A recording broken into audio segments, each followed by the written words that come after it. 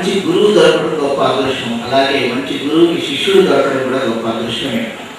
ఈ సంగీత కళాకారులందరికీ ఉద్దేశము మహాశయము ఉండాలి, పరమానంద భరితంగా పాడాలి, గ్రంథ పరిచయం ఎక్కువగా ఉండాలి, ఎక్కువ పాఠాంతరం కలిగి ఉండాలి, అనేక వర్ణాలు వంతల కృతులు, అమితమైన మనోశ్రమం కల్పనా శక్తి కలిగి ఉండాలి, మధురమైన గొంతు, నాదం, భాష, ఉచ్చారణ అన్ని స్థాయిల్లోనూ ఉండాలి, సృజనాత్మక కలిగి సంప్రదాయ శ్రద్ధ నిరంతర వినికిడితో పాడాలి, సాధన పుష్కలంగా ఉండాలి,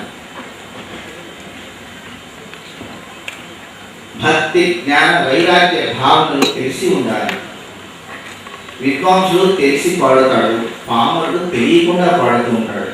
ప్రపంచంలోని అనేక సంగీత రీతులలో శైలిలో మన శాస్త్రీయ కర్ణాటక సంగీతం గొప్పది. సంగీతంలో చౌకబారతనం ఉండకూడదు. వజ్రం వజ్రమే ఎంతమంది ధరించగలరు, అలాంటిదే మన శాస్త్రీయ కర్ణాటక సంగీతం. సంగీత త్రిమూర్తుల కృతులకు శాశ్వతత్వం ఉంటుంది.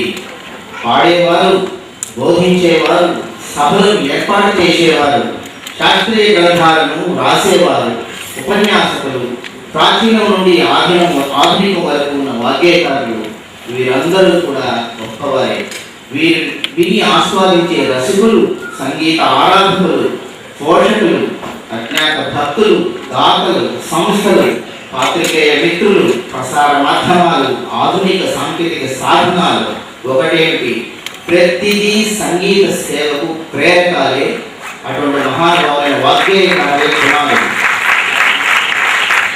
రక్షణకు పరిరక్షణకు మన తిరుమల తిరుపతి దేవస్థానం ఎంతో కృషి చేస్తోంది. అనేక గురువుల యొక్క సత్సంకల్పంతో ఈ కార్యక్రమాలు జరుగుతున్నాయి.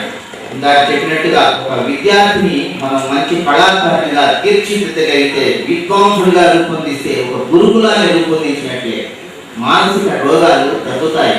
సంగీతం అనేది ధ్యానం కనిపించదు, మానసిక రోగాలు తగ్గించడంలో ఇది ఎంతో ఉపయోగపడుతుంది.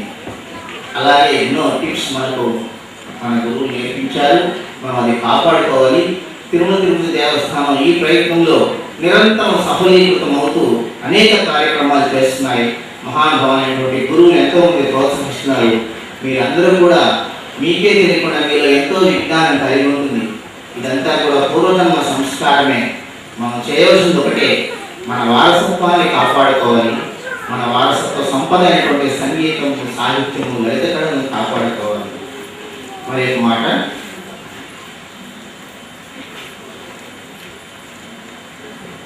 సద్గురువుల రంగాలైతేనేమి, అష్టపదులు, భద్రాచల రామదాస కీర్తనలు, సంగీత త్రిమూర్తుల కృతులు, అన్నమాచార్య వారి సంకీర్తనలు, ఇవి నిధి, మనకు వారసత్వంగా వచ్చినటువంటి నిధి. ఇది ఇప్పుడు కనుక మనం జాగ్రత్తలు తీసుకొని కాపాడుకోకపోతే ఇది తరతరాల వారికి అందకపోతే మనం ఇదివరకు ఏమేమైతే కోల్పోయినామో మళ్ళీ కోల్పోవలసి వస్తుంది. అలా కోల్పోకుండా ఉండాలంటే మనం జాగ్రత్త పడి వాగ్గేయకారుల కృతులను రక్షించుకోవాలి. ఇది ప్రప్రథమైనటువంటి బాధ్యత మాత్రం అది ఆంధ్రదేశమే కాదు, భారతదేశంలోని యావత్ సంగీత కళాశాల యొక్క ప్రధానమైనటువంటి బాధ్యత. ఇది గురుకులంలోని గురువుల బాధ్యత. మనం ఎంతవరకు 4 అడుగులు వేస్తే 10 అడుగులు వెనక నుండి ప్రోత్సహించేటువంటి దాతలు, సంస్థలు ఉంటాయి. అందులో మాత్రం భారతదేశంలో మొట్టమొదటి తిరుమల తిరుపతి దేవస్థానం అనే అనేక కార్యక్రమాలు నెక్స్ట్ గురించి మన